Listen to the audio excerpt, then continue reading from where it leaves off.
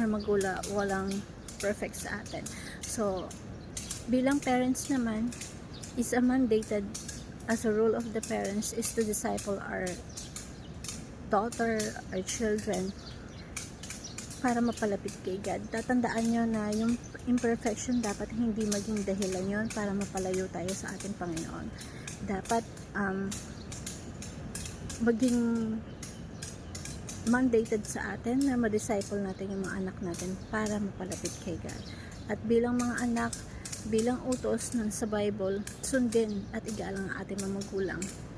Kasi when we obey them, kapag sinunod natin sila, andun yung blessings. Matatanggap natin yung blessings na ipinangako ng ating nasa Biblia. So, walang hinagad at magulang na makapahamak ng anak.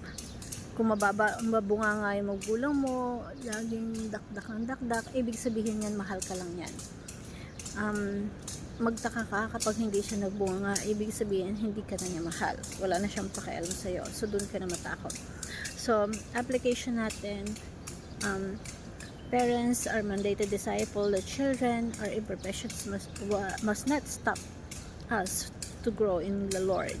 So, children must obey and honor our parents. Parents disciple the children and grow in the Lord together as a family. So, we should, as parents, take care. Parents take on the responsibility of discipling their children rather than living into the church. Huwag natin iasa sa church yung pagbabago o pagdidisciple sa ating mga children. Tayo dapat ang nangungunan.